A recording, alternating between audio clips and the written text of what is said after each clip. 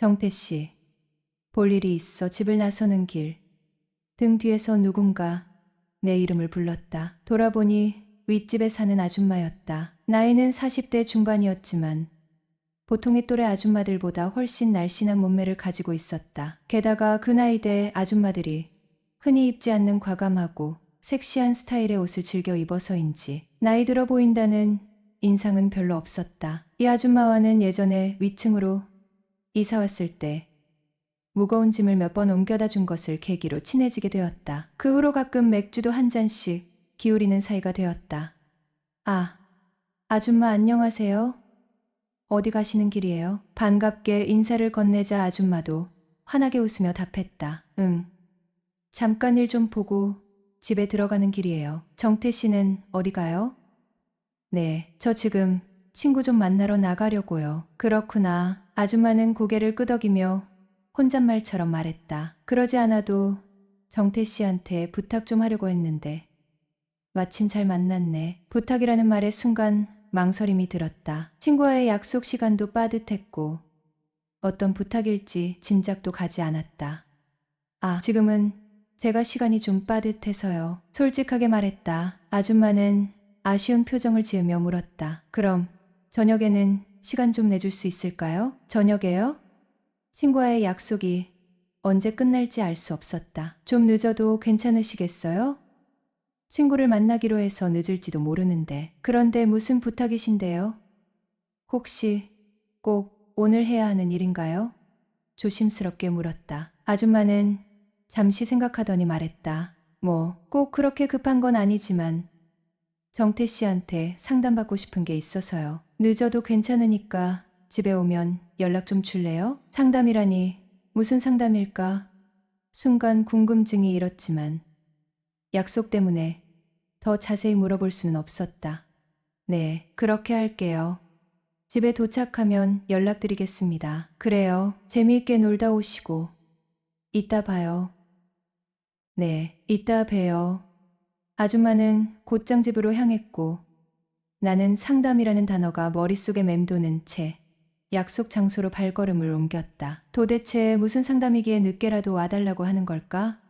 친구와의 즐거운 만남이 끝나고 집으로 돌아오니 시간은 벌써 새벽 1시를 훌쩍 넘긴 시각이었다. 피곤한 몸을 이끌고 집에 도착해 현관문을 열려는 순간 문득 낮에 아줌마가 연락을 부탁했던 말이 떠올랐다. 너무 늦은 시간이라 내일 아침에 연락을 드릴까 잠시 고민했지만 늦더라도 들러달라는 아줌마의 말이 마음에 걸렸다. 혹시 정말 급한 일이라서 그런 것일지도 모른다는 생각에 일단 집에 도착했다는 카톡 메시지를 보냈다. 저 집에 도착했어요. 아줌마, 혹시 아직 깨어 계세요? 카톡을 보내고 5분쯤 지났을까. 갑자기 초인종 소리가 울렸다. 띵동, 띵동. 늦은 밤에 누구지? 설마 아줌마인가? 이렇게 늦은 시간에 설마 누구세요? 조심스럽게 물었다. 나야, 정태 씨. 문 너머로 익숙한 아줌마의 목소리가 들려왔다. 문을 열자 아줌마는 눈에 확 띄는 원피스를 입고 살색 스타킹을 신고 있었다. 평소 스타킹을 신은 여자에게 남다른 흥분을 느끼는 나로서는 늦은 밤에 스타킹 차림으로 나타난 아줌마의 모습이 묘하게 고맙게 느껴졌다. 하지만 동시에 왜 이렇게 늦은 시간까지 그것도 집에서 스타킹을 신고 있는지 궁금증이 들었다. 많이 늦었네요. 멋쩍은 웃음을 지으며 말했다.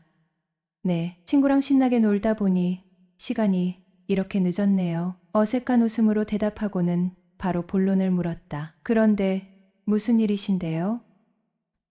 나 사실은 좋아하는 사람이 있는데 그 사람에게 내가 먼저 대시를 해볼까 해서 남자는 어떤 걸 좋아하는지 물어보려고. 아, 그러시구나. 예상치 못한 이야기에 조금 놀랐지만 왠지 모르게 흥미가 생겼다. 그럼 어떻게 대시하실 생각이신데요? 자세히 묻자 아줌마는 쑥스러운 듯 머뭇거렸다. 아이, 정태 씨가 혹시 이상하게 생각할까 봐 좀 말하기가 그렇긴 한데 말끝을 흐리는 아줌마의 모습이 왠지 모르게 안쓰럽게 느껴졌다. 당시에는 얼마나 답답하면 저럴까 싶어 더욱 적극적으로 도와주고 싶다는 마음이 들었다. 왜냐하면 아줌마와 나는 둘 다 배우자에게 상처받고 힘든 시간을 보냈다는 공통점이 있었기에 연애사에 대해서만큼은 서로에게 적극적으로 도움을 주기로 마음속으로 약속했었기 때문이었다. 물론 그때는 정말 순수한 도움의 의미로 생각했다. 괜찮아요. 저한테는 편하게 말씀하세요. 아줌마 이야기를 이상하게 생각할 리 없어요. 나는 아줌마를 안심시키려 노력하며 말했다.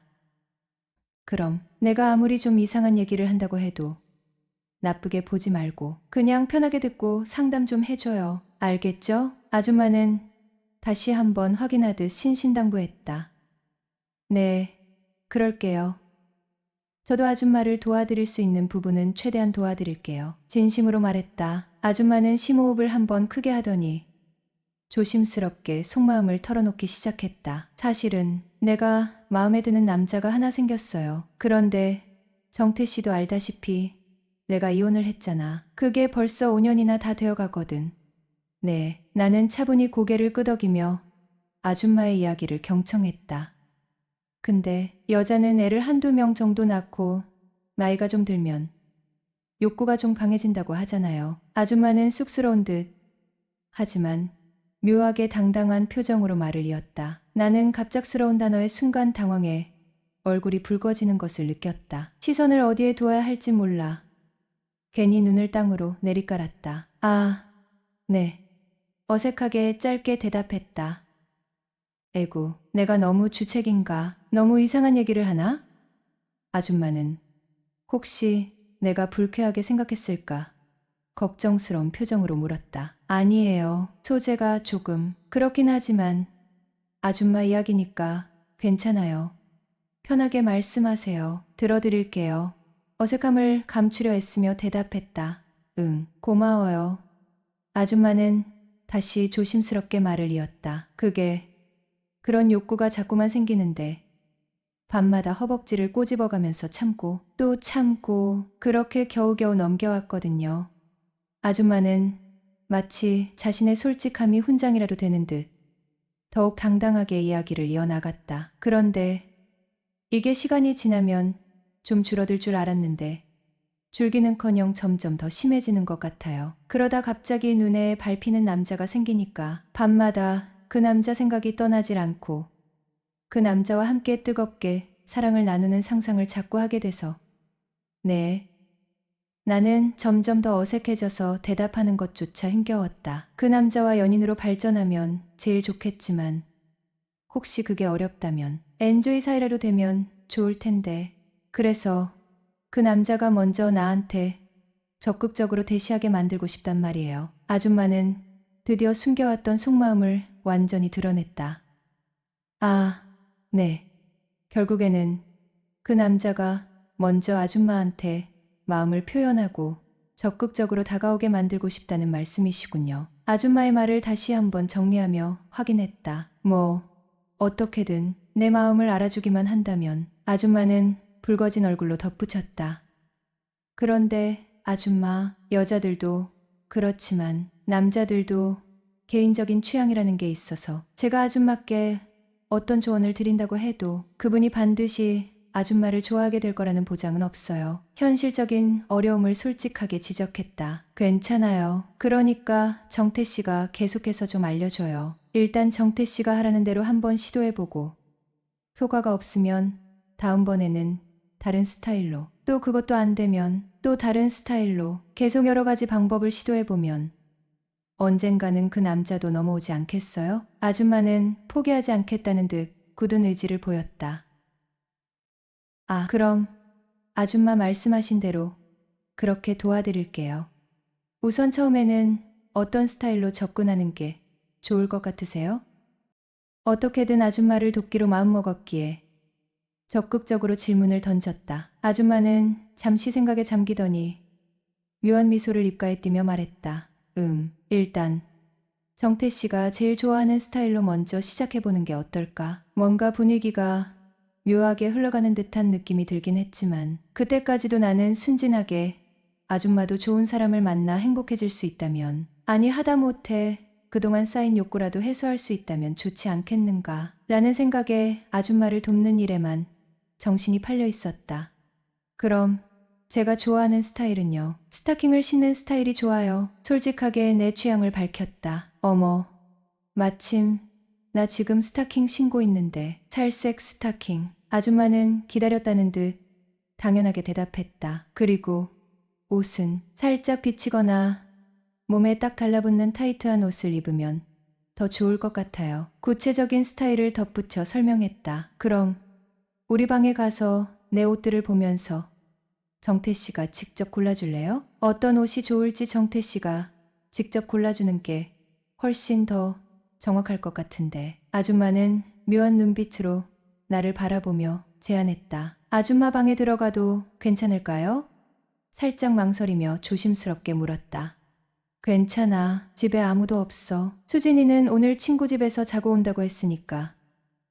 지금 집에는 나 혼자뿐이야. 그러니깐 정태 씨가 직접 옷을 보면서 꼼꼼하게 골라주는 게 훨씬 더 좋을 것 같은데. 아줌마는 거의 반강제로 내 팔을 잡아 끌며 말했다. 결국 나는 아줌마의 손에 이끌려 2층 아줌마의 집으로 발걸음을 옮겼다. 아줌마의 방 안으로 들어서는 것은 처음이었다. 현관을 지나 안방문을 열고 들어서자 퀸 사이즈 침대가 큼지막하게 놓여 있었다. 침대 발치에는 커다란 장롱이 자리 잡고 있었고 침대 옆에는 화려한 화장대가 놓여 있었다. 아줌마는 망설임 없이 장롱 문을 활짝 열어 젖혔다. 자, 여기 옷 많으니까 한번 쭉 봐봐. 어떤 옷이 좋을지 한번 골라줘. 아줌마는 옷장 안을 가득 채운 다양한 옷들을 손으로 가리키며 말했다. 나는 옷장 안을 꼼꼼히 훑어보았다. 화려한 무늬의 원피스부터 섹시한 레이스 블라우스, 몸에 착 달라붙는 타이트한 스커트까지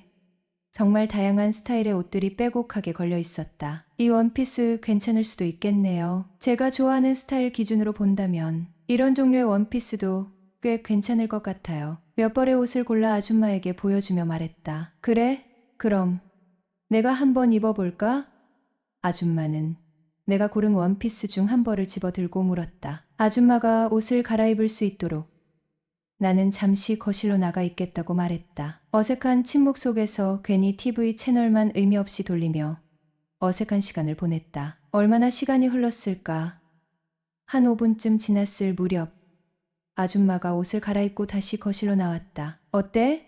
아줌마는 쑥스러운 듯 하지만 한편으로는 기대에 찬 눈빛으로 나를 바라보며 물었다. 아줌마가 입고 나온 원피스는 내가 골라준 옷들 중에서도 가장 눈에 띄는 디자인이었다. 어깨 라인이 훤히 드러나는 오프숄더 스타일이었고 가슴골이 살짝 드러나는 깊은 브이넥 디자인이었다. 몸에 착 달라붙는 타이트한 디자인 덕분에 아줌마의 날씬한 몸매가 더욱 도드라져 보였다. 괜찮네요. 네. 정말 잘 어울리세요. 제가 딱 좋아하는 스타일이에요. 일단 이렇게 입고 그분 만나보시고 혹시 반응이 시큰둥하면 그때는 다른 스타일로 다시 한번 시도해보죠.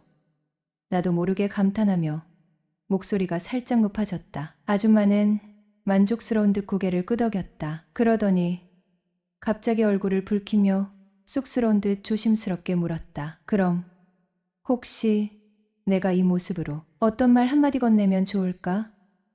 딱 듣고 바로 넘어올 만한 그런 멘트 같은 거 없을까? 라고 말하며 얼굴을 붉혔다. 바로 그 순간 머릿속에 경고등이 켜지듯 정신이 번쩍 들었다. 아줌마의 묘한 미소, 끈적끈적한 시선, 그리고 계속해서 강조했던 정태 씨가 좋아하는 스타일이라는 말. 모든 퍼즐 조각들이 머릿속에서 하나둘씩 맞춰지면서 아줌마가 그 상담이라는 그럴듯한 핑계를 대고 나를 꼬시려고 했던 것이라는 사실을 그제야 비로소 깨닫게 되었다. 얼굴이 순식간에 화끈거리고 심장이 미친 듯이 쿵쾅거리기 시작했다. 아줌마, 설마 아줌마가 꼬시려고 했던 그 남자가 저였어요? 떨리는 목소리를 겨우 진정시키며 조심스럽게 물었다. 아줌마는 더 이상 숨길 필요 없다는 듯 오히려 기다렸다는 듯 환하게 웃으며 솔직하게 털어놓았다. 맞아. 드디어 눈치챘네. 이제야 알았어요. 아줌마의 솔직한 고백을 듣는 순간 오히려 묘한 흥분과 짜릿함이 온몸을 휘감았다. 일단 내가 그토록 원하던 스타일로 완벽하게 꾸며진 아줌마를 눈앞에서 직접 마주하니 왠지 모르게 아줌마를 완전히 내 스타일의 여자로 만들어 소유하고 싶다는 욕심이 솟구쳐 올랐다. 저랑 진지하게 연애하고 싶으세요? 용기를 내어 단도직입적으로 물었다. 아줌마는 더욱 굵어진 얼굴로 수줍은 듯 하지만 확신에 찬 눈빛으로 고개를 끄덕였다. 정태 씨의 여자가 되고 싶어요. 정말로요? 기대와 설렘, 그리고 약간의 불안감이 뒤섞인 복잡한 감정으로 다시 한번 확인했다. 정말 그렇구나. 그럼 이제부터 저 아줌마한테 반말해도 돼요? 순간적인 장난기가 발동하여 능글맞게 물었다. 아줌마는 얼굴을 더욱 붉게 물들이며 거의 귓속말로 작게 속삭였다. 그래도 돼. 솔직하게 말해줘요. 언제부터 나 꼬시려고 마음먹고 있었어요? 오랫동안 궁금했던 점을 직접적으로 물었다. 아줌마는 쑥스러운 듯 그러나 행복한 미소를 지으며 속삭였다. 글쎄, 벌써 6개월도 넘은 것 같아. 정태 씨가 예전부터 나 스타킹 신을 때마다 내 다리를 뚫어져라 빤히 쳐다보는 거 몇 번 봤거든. 그때 정태 씨가 스타킹 엄청 좋아하는 것 같다는 느낌이 딱 왔어. 그래서 그 뒤로는 혹시라도 정태 씨 마주칠 때 나도 모르게 계속 스타킹 신고 다니게 되더라. 언제 어디서 우연히 마주칠지 모르니까. 그럼 오늘 밤에도 이 늦은 시간까지 스타킹 계속 신고 있었던 게 혹시 전부 다 저 때문이었어요? 믿기지 않는다는 듯 놀라움을 감추지 못하며 되물었다. 당연하지. 전부 다 정태 씨 때문이었지. 아줌마는 부끄러운 듯 그러나 세상에서 가장 행복한 미소를 지으며 수줍게 대답했다. 이쯤 되니 아줌마는 완전히 수줍음 많은 소녀에서 적극적인 여인으로 변모하기 시작했다. 얼굴은 이미 불다 못해 터질 것처럼 빨갛게 달아올라 있었지만 촉촉하게 젖은 눈빛은 그 어느 때보다 뜨겁게 타오르고 있었다. 나는 결혼을 한 지 이제 겨우 4년이 지난 신혼인데도 주말 부부로 살아야 하는 고달픈 인생이었다. 아내는 아내대로 서울 근교에서 공직 생활을 하고 나는 결혼 직후 지방으로 발령을 받아 3년간 타지 생활을 하다 1년 전 다시 본사로 복귀하였으니 신혼 초에 서글픈 이중 생활을 하고 있는 부부였다. 내 나이 이제 30하고도 넷을 먹은 혈기 왕성한 남자이다. 20대 중반부터 4년 가까이 공무원 시험을 준비하던 아내가 결혼 직후 이번이 마지막이라며 시험에 응시를 하였는데 턱하니 합격을 하여 경기도 어느 작은 도시로 발령나면서부터 주말 부부 생활이 시작이 되었다. 형편만 되면 아내와 함께 타지에서 같이 생활을 하고도 싶었지만 내가 다니는 회사와 워낙 거리가 멀었고 아내도 자기 직업에 애착을 가졌기에 아내가 근무지 이동될 때까지만 주말 부부로 살기로 약속을 한 것이다. 하지만 지방직 공무원이라 인사교류 신청을 통해 서로 근무지를 맞바꾸는 형식으로 이루어지는 거라 정근이 쉽지만은 않았다.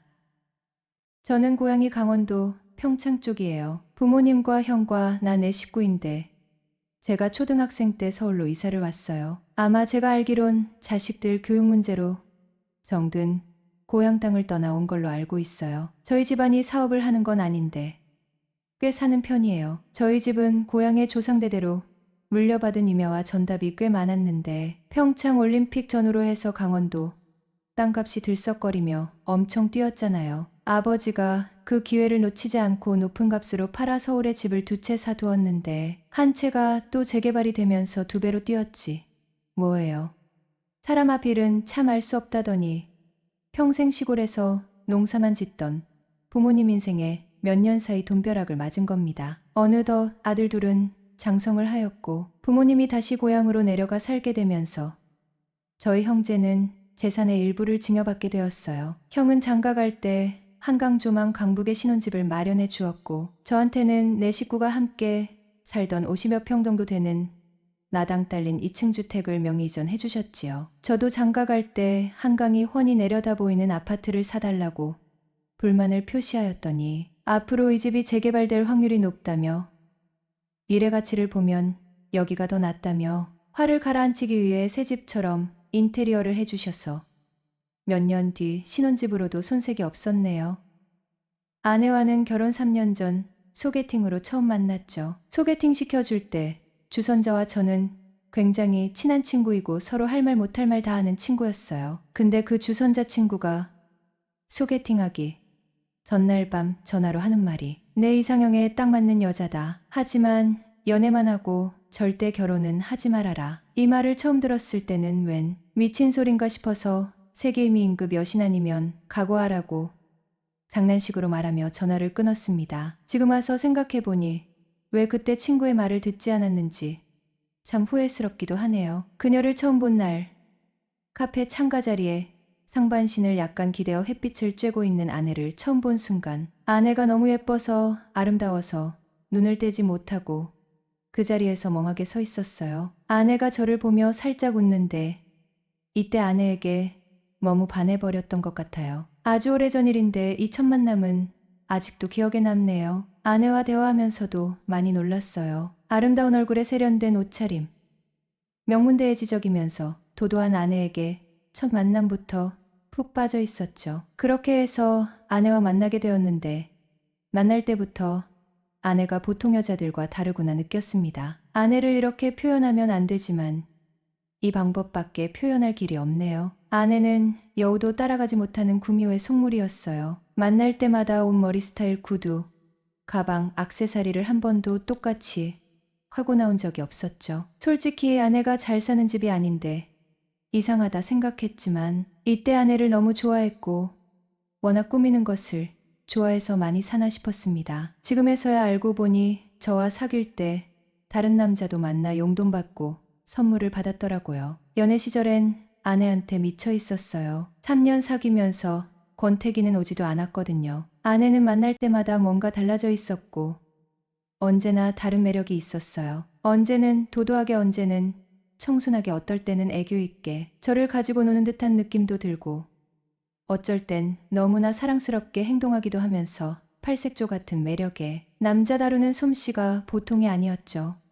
언제나 도도했지만 명품이나 용돈 달라고 할 때는 안 부리던 애교를 부리면서 받고 나면 또 도도하고 참 대단했어요.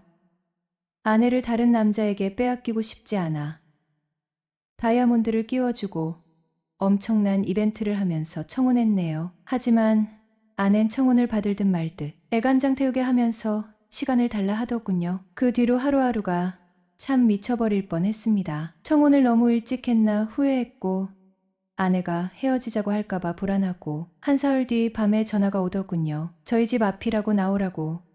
집 앞 벤치에 앉아있던 아내는 밤이라 그런가 그날따라 되게 더 이뻐 보이더라고요. 아내는 저를 보자 울면서 저에게 안기며 말할 게 있다고 하더라고요. 아내를 안으며 무슨 말이냐고 물어보자 자긴 아기가 싫다고 낳기 싫다고 아기를 안 가질 수 있는 나와 결혼할 수 있냐고 물어보더라고요. 저도 아이를 그렇게 좋아하는 편도 아니었고 아예 안 가져도 괜찮다고 아내한테 말하면 아내와 결혼할 수 있을 것 같아 괜찮다고 말하고 결혼했어요. 결혼하고 몇 개월은 참 행복했네요. 하지만 그 행복은 오래가지 못했어요. 하루는 아내가 4년 가까이 공무원 시험을 준비했던 시간이 너무 아깝다고 하소연했어요. 그래서 마지막으로 딱 한 번만 더 시험을 봐보겠다고 하더군요. 속으로 그래 해봐라 싶었죠. 아무리 명문대 출신이라지만 결혼 준비 핑계로 빈둥거리며 제대로 공부도 안 한 사람이 붙을 리가 없다고 생각했거든요. 최근에는 책 펼쳐보는 꼴도 못 봤으니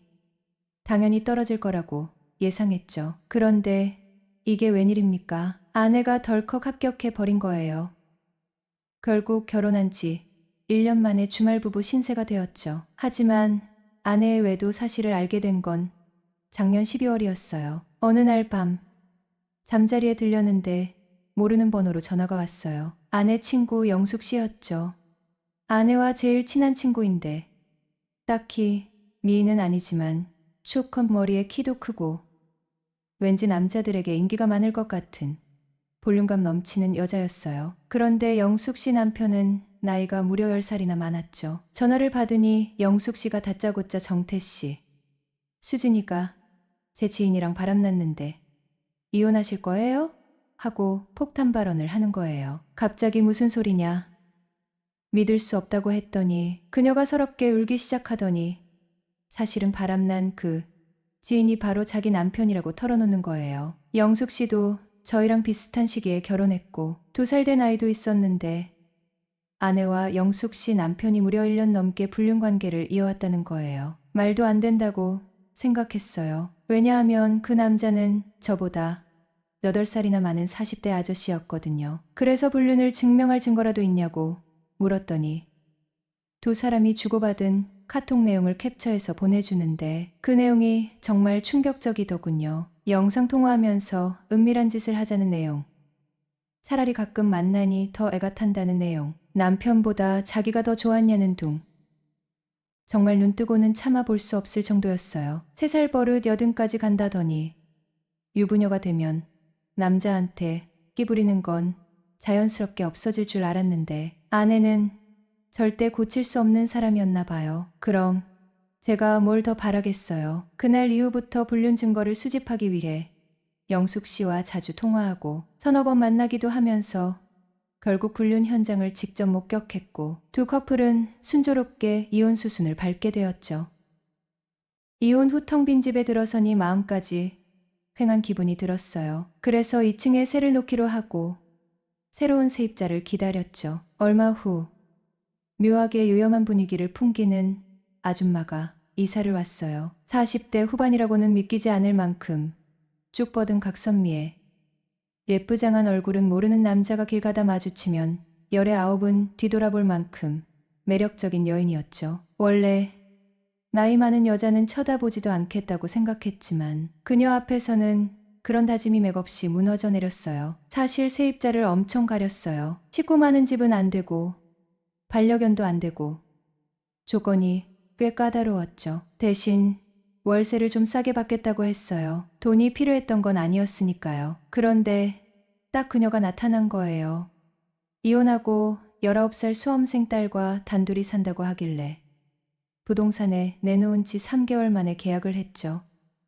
어느 날 퇴근길 그녀가 양손 가득 짐을 들고 힘겹게 걸어가는 모습이 보였어요. 저도 모르게 발걸음이 그녀에게 향했고 짐을 들어주겠다고 나섰죠. 아주머니, 짐이 무거워 보이는데 제가 좀 도와드릴게요. 어머, 고마워요. 정태 씨, 안 그래도 되는데 너무 미안해서 어쩌나. 같은 집에 사는데 뭐려. 이럴 때 서로 돕는 거죠. 고마워요.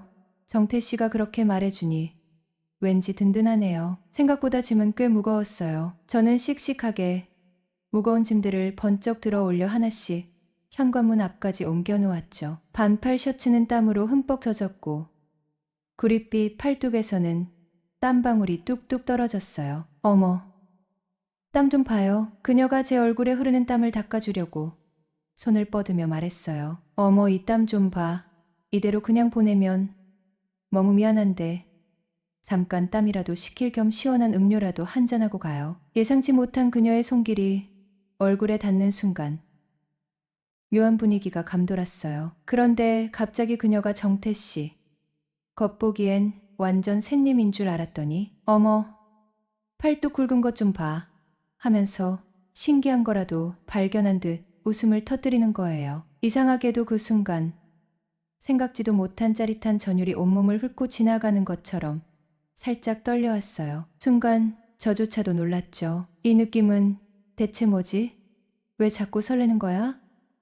그럼 집 안까지 짐 들여놓을게요. 그래주면 나야 고맙지. 그녀가 현관문을 활짝 열었어요. 말투는 어찌나 상냥하고 애교가 넘치는지 그때 딱 보통 여자는 아니구나 싶었어요. 그녀와 거실 소파에 나란히 앉아 이런저런 이야기를 나누었어요. 그러다 자연스럽게 이혼 이야기가 나왔고 서로 재혼은 언제 할 거냐는 질문이 오갔죠. 정태 씨는 직장도 좋고 이렇게 좋은 집도 있는데 하루라도 빨리 새 출발하셔야죠. 말도 마세요. 얼굴만 보고 결혼했다가 뒤통수를 제대로 맞아서 상처투성이네요. 당분간은 연애는 쉴까 해요. 아주머니야말로 주변에 남자들이 많을 것 같은데요. 왜 그렇게 생각하세요? 처음 뵌 날 너무 예쁘장한 아줌마라 깜짝 놀랐어요. 나이를 먹어도 저렇게 곱게 늙을 수도 있구나 싶었거든요. 제가 본 40대 아줌마 중에는 제일 예쁘실 거예요. 어머, 그렇게 좋게 봐주신다고요? 그렇다면 정태 씨 눈에는 제가 어디가 제일 예뻐 보여요? 대답하기 어렵지 않죠. 생각할 것도 없이 뒤태죠. 참나, 난 당연히 얼굴이라고 할 줄 알았더니 뒤태라니. 보기와 다르게 엉큼한 구석도 있으시네. 그나저나 제가 너무 오래 붙잡고 있는 건 아니죠? 전혀요. 저 남는 게 시간뿐이거든요. 집에 들어가 봐야 횡하니 반겨줄 사람도 없고 서글프기만 하죠 뭐. 그럼 만나는 사람도 없으세요? 네. 당분간은 혼자가 편할 것 같아서요. 그래요? 한창 나이에 풀 땐 풀고 그래야 되는데. 네? 제가 살짝 당황하자 그녀는 한창 나이에 마음의 문을 닫고 지내는 게 안타까워서 하는 말이라고 둘러댔죠. 그럼 아주머니는 외로울 때 어떻게 하세요? 그녀는 아무 말 없이 살며시 미소만 지었어요. 저는 왠지 모르게 그녀의 얼굴에서 답을 찾고 싶어 뚫어져라 쳐다봤죠. 정태 씨, 민망하게 왜 그렇게 빤히 쳐다봐요? 아니, 아주머니도 애인 없으시잖아요. 아이, 몰라요. 그녀는 쑥스러운 듯 대답을 피했죠. 정태 씨, 수진이 오늘 집에 늦게 들어오는데 오늘 저녁 우리 집에서 같이 먹고 갈래요? 그럼 저야 감사하죠. 결국 그날 저녁 그녀의 집에서 저녁 식사까지 함께하게 되었어요. 식탁에 마주 앉아 밥을 먹으면서 우리는 더욱 편안하게 속 깊은 이야기를 나누기 시작했죠. 아줌마는 이혼 후 혼자 딸을 키우며 겪었던 어려움과 외로움을 솔직하게 털어놓았고 저 또한 아내의 외도와 이혼으로 인해 받았던 상처와 허탈감을 이야기했어요. 서로의 아픔을 공유하면서 우리는 묘한 동질감을 느꼈고 마음 깊은 곳에서부터 위로를 받는 듯한 기분이 들었습니다. 그녀와 만나온 지도 벌써 1년하고도 3개월째네요. 어린 여자들만 만나봤던 제가 10살이나 많은 아줌마와 사랑에 빠지다니. 처음엔 정말 딴 세상 같았어요. 마치 새로운 세계에 발을 들인 것처럼 모든 게 신기하고 설렜죠. 저는 늘 사랑을 주는 입장에 익숙했는데 그녀를 만나면서 처음으로 내가 사랑받는다는 게 이런 기분이구나 하고 깨달았어요. 그녀에게서 받는 사랑은 상상 이상으로 컸고 그 기쁨은 제 삶을 완전히 바꿔놓을 만큼 강렬했죠. 놀라울 정도로 그녀와 저는 잘 맞는 부분이 많았거든요. 그녀가 저에게 맞춰주는 걸까요? 아니면 정말 천생연분일까요? 식성부터 취미, 그리고 솔직히 말해서 속궁합까지 이제껏 만났던 그 어떤 여자보다 완벽하게 맞아떨어졌어요. 태어나서 이런 기분은 처음이야 라고 속으로 외칠 만큼 강렬하게 끌렸죠. 처음 만났을 때 우리는 서로에게 상처받은 돌싱이었기에 가볍게 외로움을 달래줄 친구가 필요했을 뿐이었어요. 배우자에게 받은 상처 때문에 새로운 인연은 두려웠고 그저 편안하게 서로의 빈자리를 채워주기로 약속했었죠. 하지만 시간이 지날수록 우리의 관계는 예상치 못한 방향으로 흘러갔어요. 서로에게 느끼는 감정은 단순한 위로를 넘어 점점 더 깊고 애틋한 사랑으로 변해갔죠. 서로를 알아갈수록 우리는 서로의 상처를 보듬어주고 미래를 함께 꿈꾸기 시작했어요. 더 이상 외로움을 달래는 관계가 아닌 인생의 동반자로서 서로를 진지하게 생각하게 된 거죠. 그녀의 따뜻한 마음과 깊은 이해심은 제 불안감을 녹여주었고 저는 다시 사랑을 시작할 용기를 얻었어요. 그녀 역시 저를 통해 새로운 행복을 발견하고 닫혀있던 마음의 문을 활짝 열었답니다. 이제 우리는 서로에게 없어서는 안 될 소중한 존재가 되었어요. 처음의 어색함과 망설임은 사라지고 서로를 향한 깊은 신뢰와 애정만이 남았죠. 주변 사람들의 시선이 두려웠던 때도 있었지만 지금은 서로의 행복이 가장 중요하다는 것을 알아요. 우리는 서로의 손을 잡고 함께 웃고 울며 매일매일 행복한 시간을 보내고 있답니다. 처음엔 상상도 못했던 아름다운 사랑이 우리 앞에 펼쳐진 거예요. 앞으로도 지금처럼 서로 아끼고 사랑하며 예쁜 사랑을 만들어갈 것을 믿어 의심치 않아요. 어쩌면 조만간 좋은 소식을 들려드릴 수 있을지도 모르겠네요. 사랑은 인생 최고의 행복이다. 저희 집은 빌라인데 제가 군대에 있을 때 옆집에는 딸 둘을 키우는 40대 초반 아주머니가 살고 계셨어요. 아줌마는 돌싱이셨고 공장에서 작업 반장을 하고 계셨는데 복학 전에 방황하던 제게 아르바이트 자리를 소개해 주셨죠. 바로 아줌마가 다니시던 공장이었어요. 그곳은 주로 육가공, 선별, 가공 및 포장 등을 하는 곳이었는데 집이랑 거리도 괜찮고 근무 시간이 좀 길긴 했지만 나름 이름 되면 다 알만한 회사여서 괜찮겠다 싶어 일을 시작하게 되었어요. 옆집 아주머니와는 일하는 부서가 달라서 자주 마주치진 않았지만 오다 가다 얼굴을 보면 반갑게 인사하며 지냈어요. 처음엔 관심도 없었고 그냥 동네 아줌마라고만 생각했죠. 공장에는 저와 말동무를 해줄 30대 초중반의 노처녀 누나들과 이씨 아주머니들이 많아서 옆집 아줌마가 이성으로 느껴질 일은 전혀 없었거든요. 적어도 그 일이 있기 전까지는요. 저는 가까이 지내는 누나가 한 명 있었어요. 매일 밥도 같이 먹고 커피도 늘 함께 마시며 저를 아주 아껴주셨죠. 그녀는 저와 같은 라인에서 일하는 35살 정숙 누나였는데 제가 좋아하고 있었어요. 얼굴은 평범했지만 몸매가 정말 환상적이었죠. 평소 타이트한 청바지를 자주 입고 다니셨는데 제가 이제껏 본 뒷모습 중에 정숙 누나만큼 견줄 만한 사람은 솔직히 말해서 가수 설현 정도였어요. 대한민국 남자라면 다들 아시죠? 설현의 SK텔레콤 광고판, 크롭탑과 스키니진, 베이지색 하이힐을 신고 뒤돌아 서 있는 뒤태. 제가 어릴 때부터 설현의 굉장한 팬이었거든요. 그런데 설현과 비교해도 손색 없는 정숙 누나를 보자마자 첫눈에 반해버린 거죠. 게다가 일할 때는 정숙 누나가 제 바로 앞에서 일을 하니 혈기왕성한 시기에 외롭던 저에게 그녀는 웬만한 연예인보다 훨씬 소중한 존재였어요. 그러던 어느 날 회사에서 팀 전체 회식이 있던 날 사건이 터지고 말았어요. 돼지갈비집에서 다 같이 1차를 하고 마음 맞는 사람들끼리 2차로 호프집에 가자고 했는데 저는 갈 생각이 전혀 없었어요. 그런데 제가 좋아하던 정숙 누나가 저를 붙잡더니 2차를 가자고 하는 거예요. 혹시나 무슨 일이 생길까 하는 마음에 따라갔죠. 그런데 제가 앉은 바로 앞자리에 이 팀 작업반장인 옆집 아줌마가 있는 거예요. 창식이 사람들이랑 잘 어울리고 일도 잘한다고 우리 팀에도 소문났던데. 하하. 그런가요? 전 시키는 대로 했을 뿐인데요. 그리고 일이 크게 어렵진 않았어요. 역시 상남자였어. 내가 사람 보는 눈은 정확하다니까. 아줌마, 그 말 칭찬이죠? 그럼 당연히 칭찬이지. 여자는 여자다워야 하고 남자는 남자다워야 한다는 말은 당연히 칭찬이지. 암튼 아줌마한테 좋은 말 들으니 기분은 좋으네요. 그래, 암튼 열심히 해줘서 고마워. 우리 한잔할까? 아줌마가 배시시 웃으며 제 눈을 쳐다보는데 눈동자가 약간 풀려 살짝 취한 상태로 보였어요. 네. 저한테 신경 써주셔서 고마워요. 아줌마. 고맙긴 뭘 이 정도 가지고. 호호. 그러면서 민정엄마와 본격적으로 이런저런 얘기를 나누었어요. 창식이. 만나는 여자는 있어?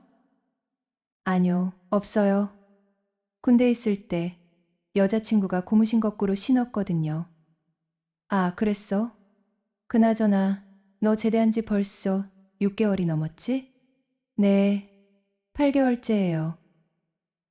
이야, 우리 창식이 많이 외롭겠구나. 이 아줌마가 참한 아가씨로 하나 소개시켜줘. 아뇨, 괜찮아요. 제 연애 사업은 제가 알아서 할게요. 하하. 칫, 그렇게 말하니 괜히 섭섭하네. 창식이, 너 혹시 정숙이 좋아하니? 네? 순간 속마음을 들킨 것 같아 깜짝 놀랐죠. 그런 거 아니에요.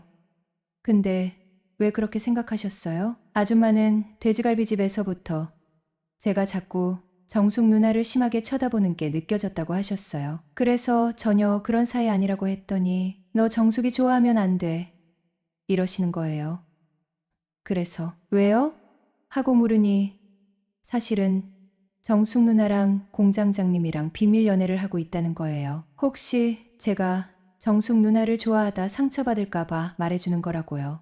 사실 크게 실망했죠. 저는 되는 일이 하나도 없구나. 홧김에 술잔을 마구 들이켰어요. 창식아, 너 이러다 쓰러져. 천천히 좀 마셔. 저 쓰러지면 아줌마가 책임지고 집까지 데려다 주실 거죠? 얘는 내가 왜 널 책임져. 내 남자도 아닌데. 이웃 좋다는 게 뭐예요. 가는 길에 같이 가면 택시비도 아끼고 좋잖아요.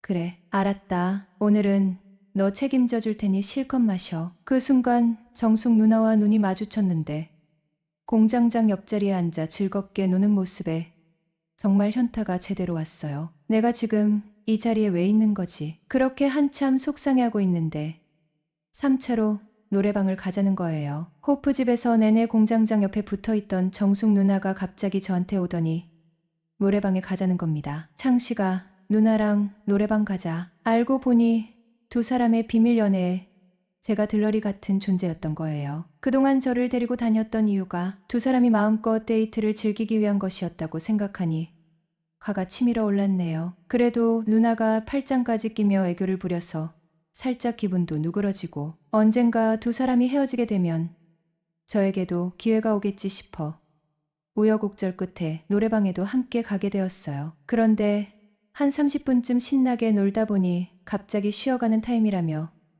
몇몇 사람이 브루스를 추었는데 공장장과 정숙, 누나도 한쪽 구석에서 추고 있더군요. 그 모습을 본 순간 속이 부글부글 끓어올랐죠. 그래서 저도 홧김에 민정 엄마한테 가서 아줌마도 저랑 브루스 쳐요 하며 손을 잡아 끌었더니 호호호 내가 창식이랑 이래도 되나 모르겠네 하면서 살짝 밀당을 하더니 슬며시 끌려오는 거예요. 창식아, 나 춤 잘 못 춰. 걱정 마세요. 저도 처음이니까 한쪽 구석에서 공장장님이 정숙 누나를 끌어안고 스텝을 밟는 모습을 보고 그대로 따라했죠. 어머나, 순간 아줌마도 깜짝 놀라더군요. 아줌마 괜찮으세요? 아니, 괜찮아. 내가 이런 춤은 처음이라. 거짓말이었어요. 공장장님이랑 김씨 아저씨도 자연스럽게 아줌마들이랑 춤을 추는 걸로 봐선 그들이 이런 곳에 한두 번 온 것이 아님이 분명했거든요.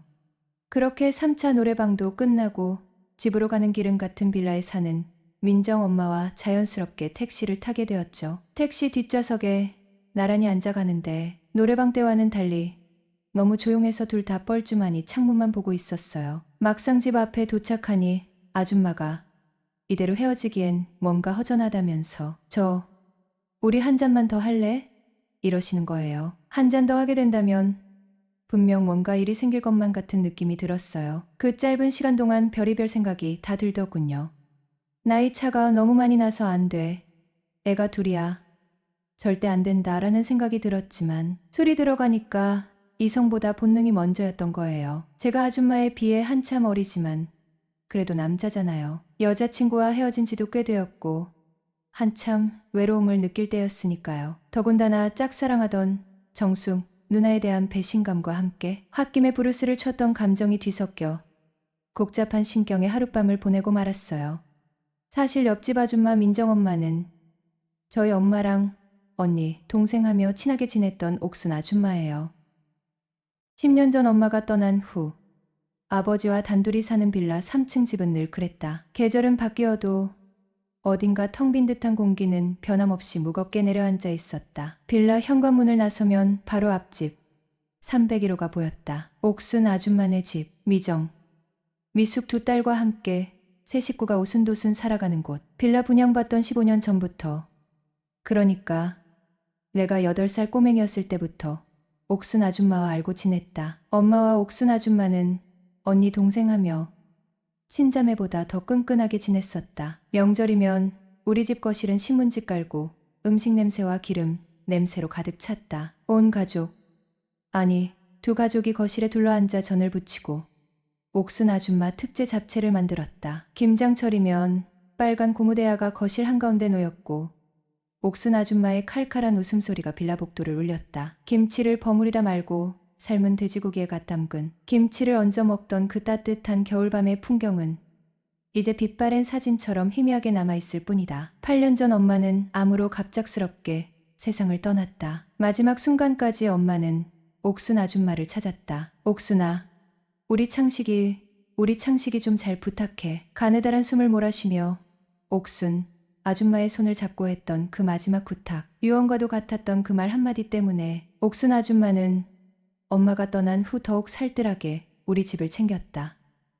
밑반찬은 물론이고 가끔씩은 집안 청소까지 도맡아 했다. 마치 엄마의 빈자리를 채우려는 듯 옥순 아줌마의 손길은 따뜻하고 헌신적이었다. 적어도 겉으로 보기에는 그랬다.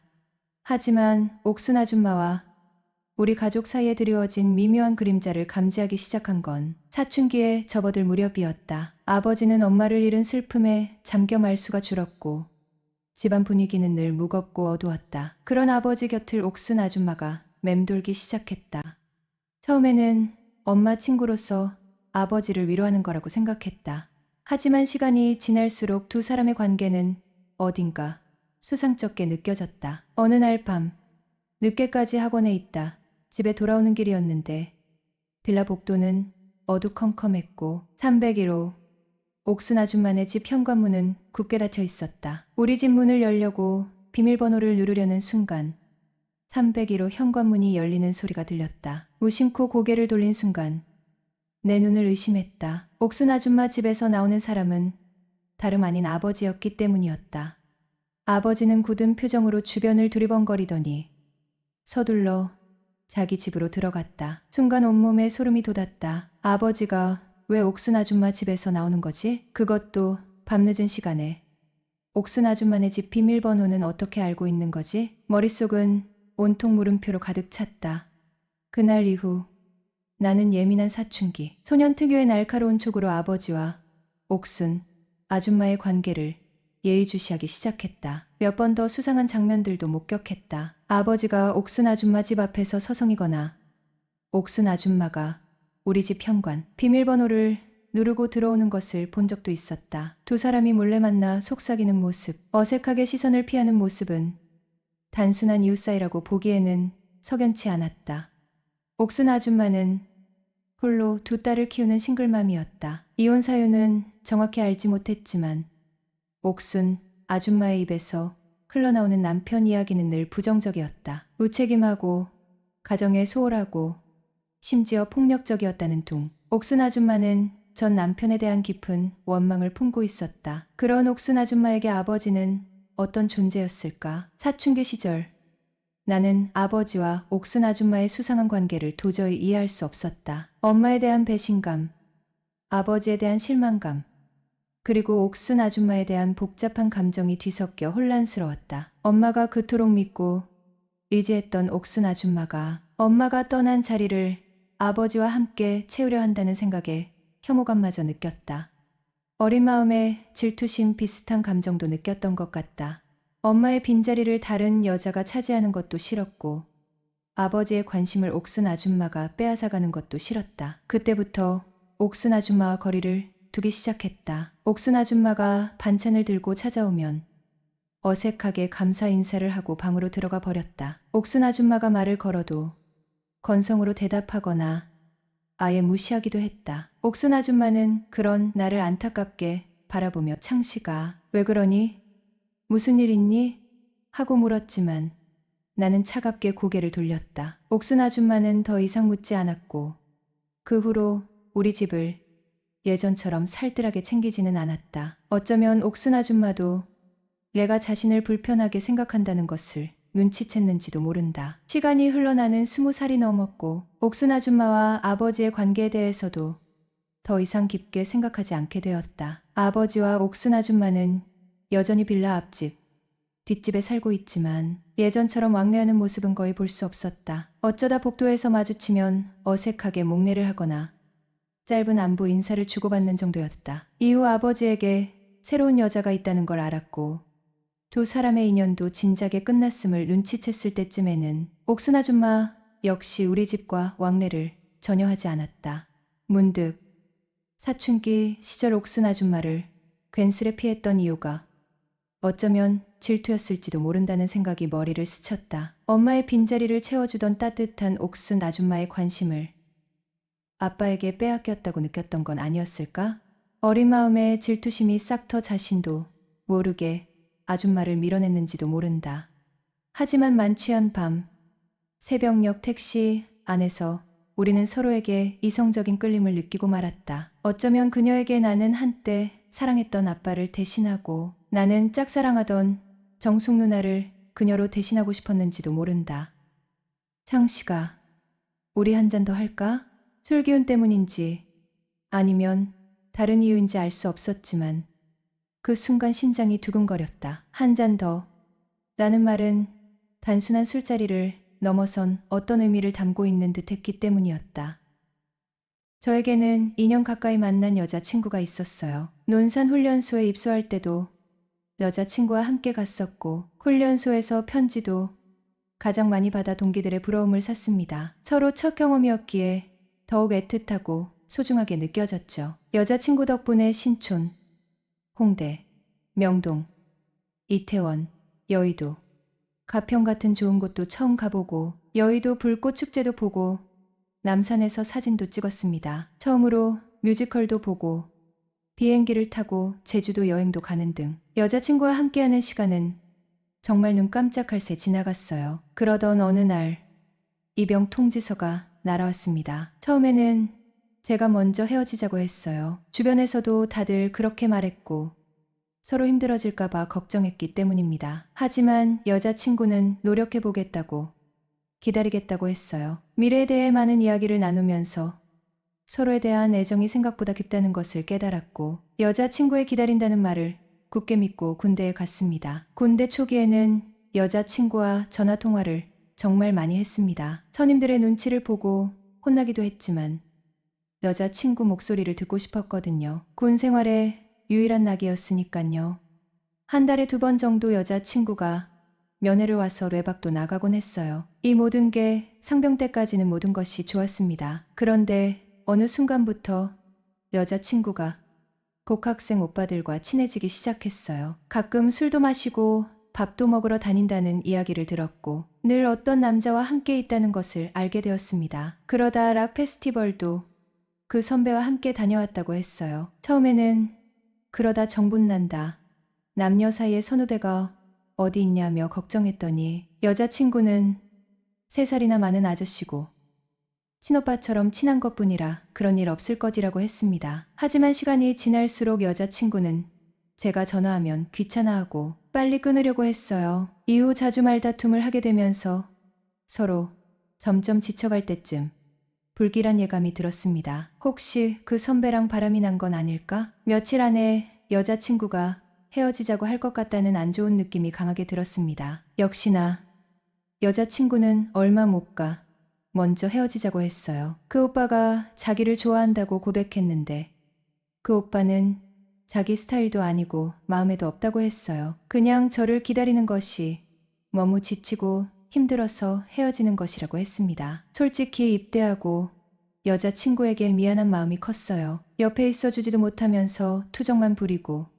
힘들다고 주말마다 면회 와달라고 했던 것이 마음에 걸렸거든요. 이대로 놓아주는 것이 그녀를 위한 길이라고 생각했고 헤어질 때도 그렇게 말했습니다. 그동안 정말 미안하고 고마웠어. 그리고 진심으로 사랑했다. 란 말을 남기고 이별했습니다. 그렇게 남은 군 생활을 무사히 마치고 제대했는데 어느 날 소식을 듣게 되었어요. 여자친구가 그 남자와 이미 오래전부터 사귀고 있었다는 것입니다. 너무 궁금해서 전 여자친구 페이스북에 들어가 봤더니 만난 지 200일이라고 적혀 있었어요. 저와 헤어지기 전부터 이미 만나고 있었던 것입니다. 배신감에 휩싸여 술만 마시고 PC방에 틀어박혀 게임만 하고 동네 양아치들과 싸움질이나 하면서 힘든 나날을 보냈어요. 그러던 어느 날 동네 양아치들과 싸움이 붙어 파출소에 잡혀간 적이 있습니다. 출장 중이신 아버지를 대신해 옥순 아줌마가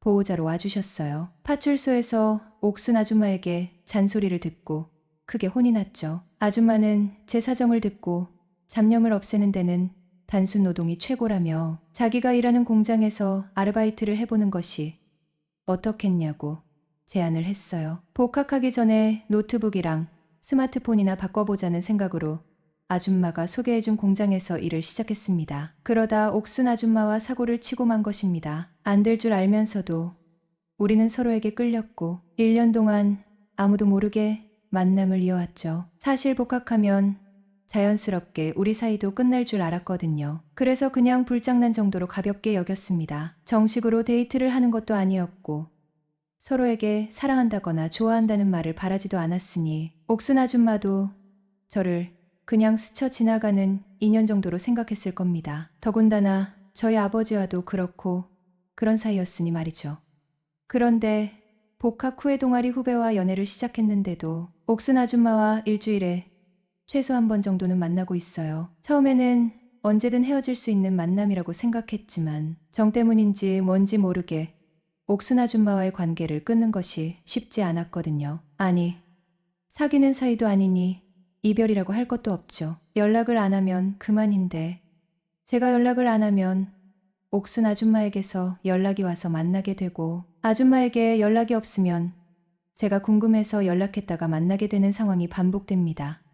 정말이지 저에게 이런 희한한 일이 생길 줄은 꿈에도 생각 못했어요. 그런데 정말로 이런 일이 일어나 버렸네요. 어리석은 자는 방황하고 현명한 자는 여행한다. 벌써 재택근무 6개월 차. 프리랜서로 전향한 작년부터 삶은 완전히 달라졌어요. 웹개발 일은 겉보기엔 멋있어 보일지 몰라도 현실은 모니터 앞에 꼼짝없이 붙박여 코딩만 하는 지루한 작업의 연속이었어요. 문제는 잦은 야근 탓에 생활 패턴이 완전히 망가졌다는 거였죠.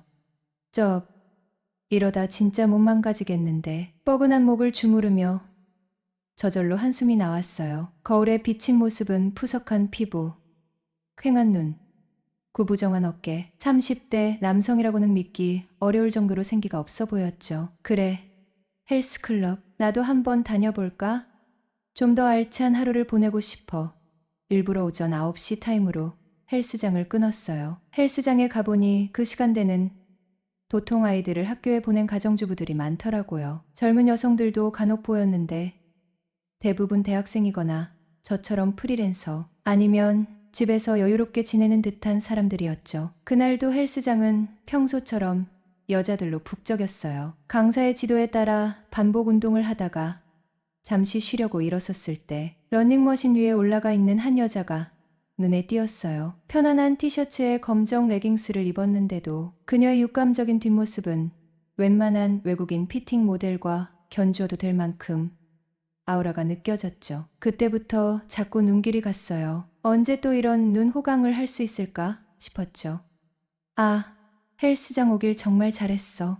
앞으로 꾸준히 열심히 다니면 이런 좋은 구경을 종종 할 수 있겠지. 스스로 칭찬이라도 해주고 싶을 만큼 기분이 좋았네요. 솔직히 방구석에 처박혀 하루 종일 PC 앞에만 붙어 코딩하느라 키보드만 두드렸으니 늘씬한 여자를 보면 눈이 번쩍 뜨일 수밖에요. 아무튼 얼굴이 궁금해졌어요. 저렇게 몸매가 좋은데 설마 얼굴까지 예쁠까? 그럼 세상 너무 불공평하잖아.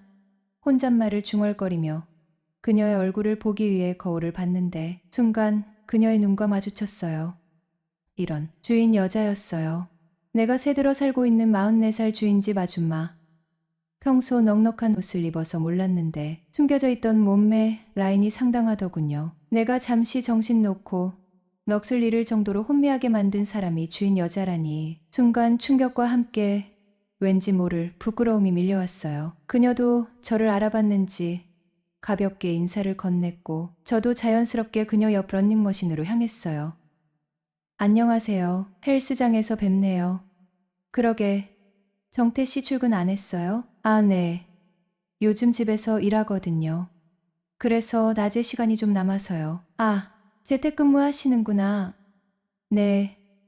근데 아주머니, 젊었을 때 운동 많이 하셨나 봐요? 몸매가 정말 예쁘신데요. 칭찬의 아주머니는 얼굴을 붉혔어요. 저 무용 전공했어요. 어쩐지 예사롭지 않다고 생각했어요. 정말이지 일반인이 가질 수 없는 라인이었죠. 게다가 저는 유독 슬림한 여자를 좋아했기에 무용과 출신이라는 말이 더욱 깊이 와 닿았어요. 호호. 정태 씨한테 그런 말 들으니 기분이 좀 이상하네. 혹시 제가 실례되는 말을 했나요? 죄송해요. 순간 너무 노골적으로 말했나 싶어 당황스러웠어요. 아니, 그런 뜻으로 말한 게 아니라 나보다 한참 어린 남자가 나 보고 예쁘다고 하니까. 그래서 그런 거예요. 다행이네요. 괜히 기분 상하셨을까봐 걱정했어요. 기분이 왜 상해요? 남자가 예쁘다고 해주면 기분 좋은 거죠. 그럼 이렇게 만난 것도 인연인데 운동 끝나고 음료수라도 같이 마실까요? 그렇게 운동이 끝나고 음료수를 뽑아 그녀에게 건네며 휴게실에 앉아 이런저런 이야기를 나누기 시작했어요. 무용은 언제까지 하셨어요? 자연스럽게 다음 질문을 던졌어요. 솔직히 그녀의 과거가 궁금해지기 시작했거든요. 저렇게 탄탄한 몸매를 유지하려면 얼마나 오랜 시간 노력을 했을까? 무용은 얼마나 오랫동안 했을까? 쓸데없는 궁금증이 꼬리에 꼬리를 물고 이어졌죠. 아주머니는 잠시 생각에 잠기더니 입을 열었어요. 글쎄요. 대학교 때까지 했으니까. 20대 초반까지 했었나? 대학교 때 현대무용을 전공했는데 공연 준비하다가 발목을 심하게 다쳤어요. 인대도 끊어지고 뼈에도 금이 가고 의사 선생님이 더 이상 무리한 운동은 안 된다고 하더라고요. 그래서 어쩔 수 없이 그만뒀죠.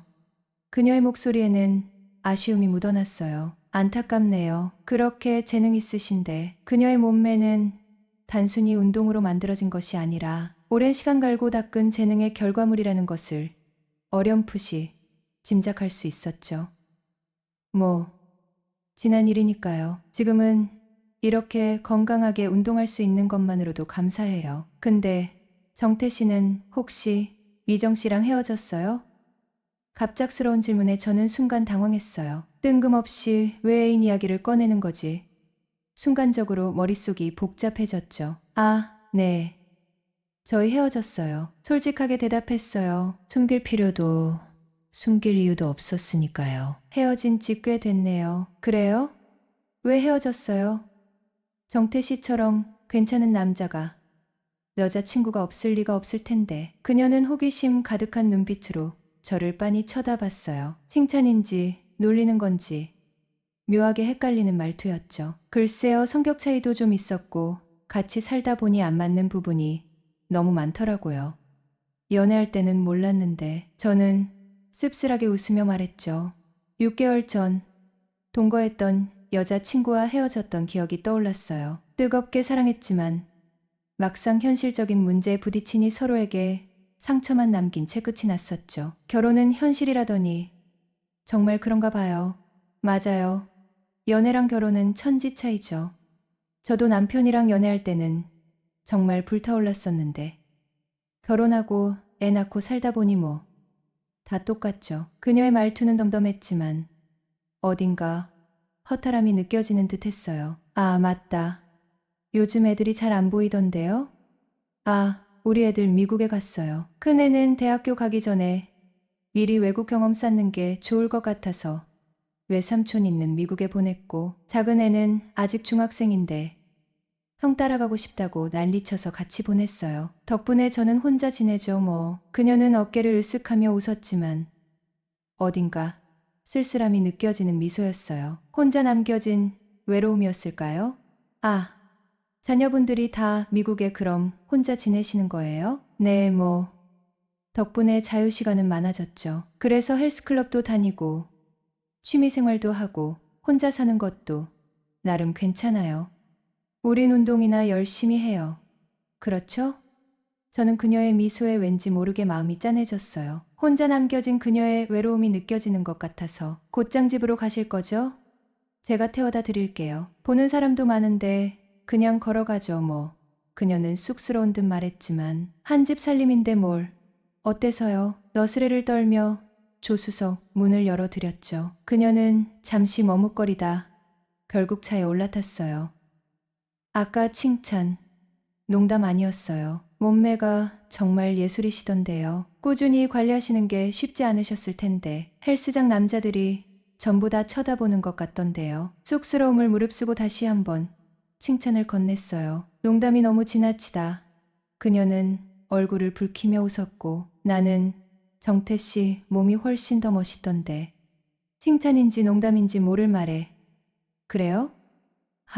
어색하게 웃는 사이 어느새 집 앞에 도착했어요. 그녀를 먼저 내려주고 차를 대고 돌아왔는데 웬걸 그녀가 현관문 앞에서 저를 기다리고 있는 거 있죠.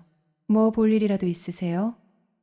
아니, 차 태워줘서 고마워서요. 조금 있으면 점심시간인데 식사하셔야죠. 가서 혼자 차려 먹어야죠 뭐. 이런, 혼자 드시려고요? 그녀는 안쓰러운 표정을 지으며 네, 배달시켜 먹든지 라면 끓여 먹든지 해야죠 뭐. 제 대답에 이구 그럼 저희 집에서 같이 드실래요? 저도 혼자 먹기 싫은데 같이 먹죠. 뜻밖의 제안에 순간 머릿속이 하얘지는 기분이었어요. 그래도 될까요? 여자가 집으로 들어오라는 말은 반 이상 승낙의 의미인 거 아닐까요? 그것도 혼자 사는 여자가 혼자 사는 남자를 집으로 초대하다니. 여자친구와 헤어진 지 벌써 6개월이 넘었으니 그동안 집 안에서만 틀어박혀 집돌이 생활을 하느라 사람 구경조차 쉽지 않았어요. 그런데 헬스클럽 등록 3일 만에 뜻밖의 행운들이 쏟아지는 듯했죠. 오전에 헬스장에서 눈 호강 실컷 하고 이젠 점심까지 차려준다니. 나이 차이가 15살이나 나는 아줌마였지만 평소 슬림한 여자를 이상형으로 생각해왔던 저에게 그녀는 충분히 매력적인 이성으로 느껴졌어요. 약속 시간 맞춰 아주머니 집 초인종을 눌렀어요. 들어와요. 문 열려 있어요.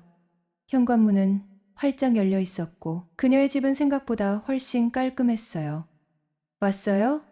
상 차릴 때까지 잠깐 쉬고 계세요. 소파에 앉아 그녀가 분주하게 움직이는 모습을 멍하니 바라봤어요. 그러다 그녀와 눈이라도 마주칠라 치면 왠지 쑥스러웠죠. 그렇게 어색한 분위기 속에서 식사를 마치고 그녀가 내온 따뜻한 차를 마시며 다시 소파에 마주 앉았어요. 그녀도 특별한 직업이 있는 건 아니었으니 하루 종일 집에 있는 건 매한가지였어요. 저 역시 재택근무로 24시간 집콕 신세니 어쩌면 우리 두 사람 사이에 묘한 기류가 흐르는 건 당연한 일인지도 몰랐어요. 얼굴을 자주 마주치다 보면 정이라도 든다고 하잖아요. 우리는 어느새 밥을 함께 먹는 사이가 되어 있었죠.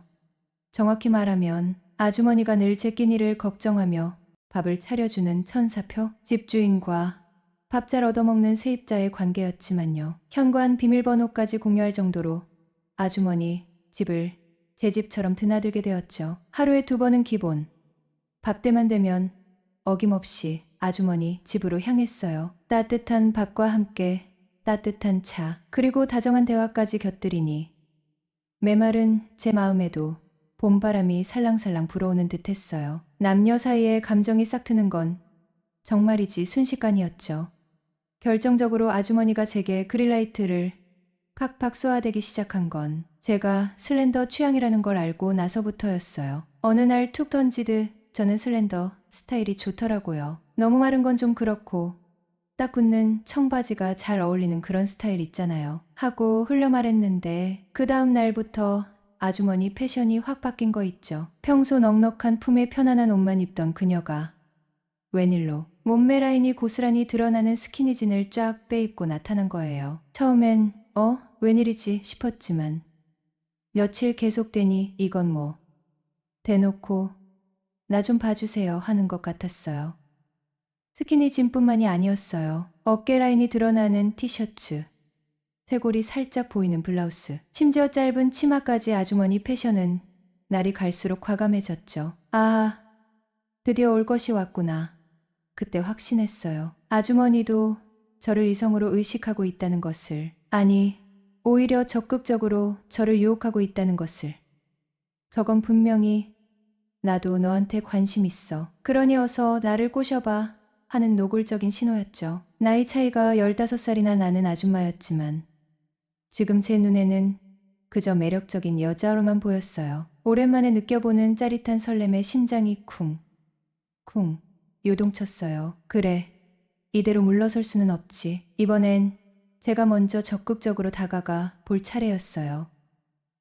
안녕하세요. 20대 후반의 남자입니다. 제게는 2살 연하의 여자친구가 있었어요. 대학교 때 만나 2년 동안 캠퍼스 커플로 지냈죠. 졸업 후 각자 원룸에서 살게 되면서 월세도 아끼고 데이트 비용도 절약할 겸 동거를 시작하기로 했어요. 투룸을 구해 월세를 반반씩 내기로 하고 함께 살기 시작했는데 처음 3개월은 정말 꿈만 같았죠. 알콩달콩 어린 시절 소꿉장난하듯 요리도 만들어 먹고 살림살이도 하나씩 장만하며 사랑을 키워갔어요. 하지만 연애할 때는 미처 몰랐던 서로 안 맞는 부분들이 너무나도 많았던 거예요. 특히 미정이는 저에 비해 지나치다 싶을 정도로 깔끔을 떨었어요. 방바닥에 머리카락 하나만 떨어져 있어도 버럭 화를 내며 네 눈에는 저게 안 보여? 라고 소리치기 일쑤였죠. 특히 화장실에서 소변 볼 때 서서 보지 말라고 얼마나 잔소리를 하던지 결국 앉아서 볼 수밖에 없었어요. 그런데 꼭 새벽에 화장실 갈 때는 잠결에 저도 모르게 서서 보리를 보곤 했고 다음 날이면 어김없이 난리가 났죠. 그렇게 잦은 다툼 끝에 결국 여자친구와 헤어지고 나니 갑자기 현타가 시게 왔네요. 그때부터 회사를 그만두고 재택근무를 하며 프리랜서로 지내게 되었어요. 어느 날 친구들과 술 한잔하고 밤 10시가 조금 넘어서 집에 돌아왔는데 301호 주인 아줌마가 다급한 목소리로 저희 집 문을 두드리는 소리가 들렸어요. 정태 씨, 집에 들어왔어요? 나 3층 주인 아줌마예요. 아줌마는 볼수록 묘한 매력이 있었어요. 눈빛 하나, 표정 하나 특별한 건 없었지만 나이 먹고 오랫동안 혼자 살아서 그런지 묘한 음기 같은 알 수 없는 기운이 느껴졌죠. 그리고 어릴 적부터 다져진 몸매 하나만큼은 상상 이상으로 끝내주었고요. 정태 씨, 우리 집 세탁실 수도꼭지에서 물이 질질 새는데 어떡하노. 꼭지를 아무리 잠가도 옆으로 물이 계속 새는데 큰일이다. 아줌마는 마치 가랑비라도 맞은 듯 머리부터 발끝까지 여기저기 조금씩 젖어 있었어요. 제가 집에 돌아오기를 얼마나 애타게 기다렸는지 저를 보자마자 구세주처럼 말똥말똥 쳐다보더군요. 일부러 내가 올 때까지 기다렸던 것 같았지만 어떻게 나오나 싶어 궁금하기도 기대가 되기도 하여 모른 척했죠. 왜냐하면 굳이 내 앞에 젖은 상태로 나타날 이유가 없잖아요. 정태 씨, 공대 나왔다고 해서 혹시나 고칠 수 있나 싶어서. 이 밤에 사람을 부를 수도 없고 좀 도와줄래? 3층에 올라가 보니 정말 수도꼭지가 잠겨 있는데도 패킹이 오래되어 사갔는지 옆으로 물이 질질 새고 있었어요. 저는 다시 2층 저희 집으로 내려가 플라이어 연장을 챙겨 3층으로 올라갔고 다이소에 가서 5,000원짜리 수도꼭지를 사와서 교체하고 세탁기와 호스를 다시 연결해 줬더니 신기하게도 물이 새는 게 완전히 멈췄어요. 어머, 정태 씨 너무 멋지다. 이 밤에 사람 부를 수도 없고 또 출장 아저씨 불렀으면 출장비도 따로 줘야 했을 텐데. 너무 고마워. 시간이 좀 늦긴 했는데 혹시 출출하면 우리 집에서 라면이라도 하나 먹고 갈래? 그러더니 아줌마는 갑자기 아이고, 내 정신 봐라.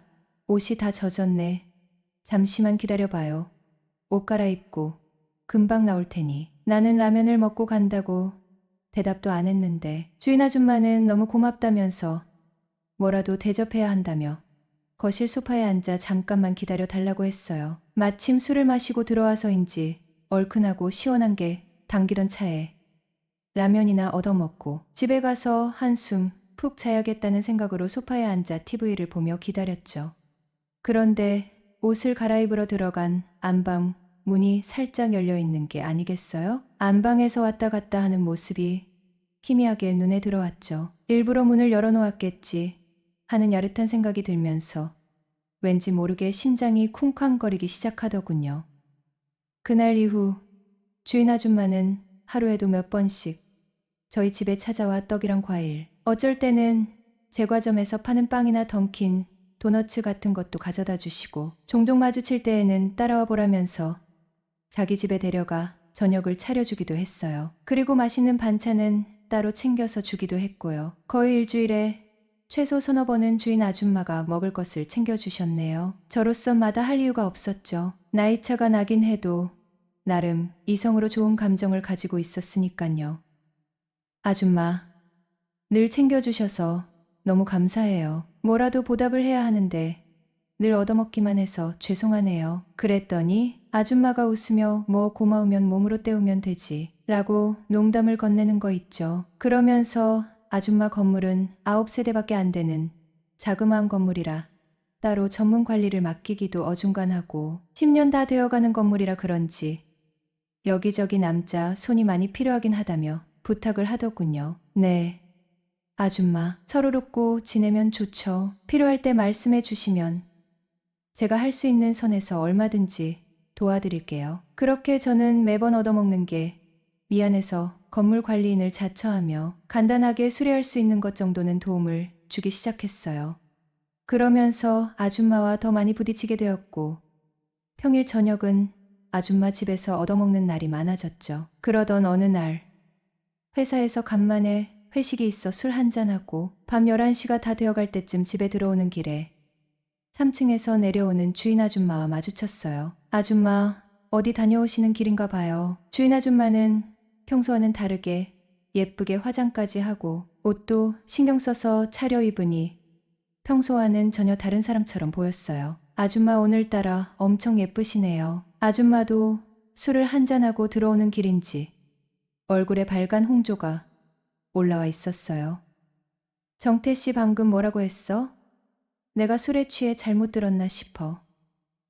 다시 한번 아줌마 오늘따라 더 예쁘시다고요.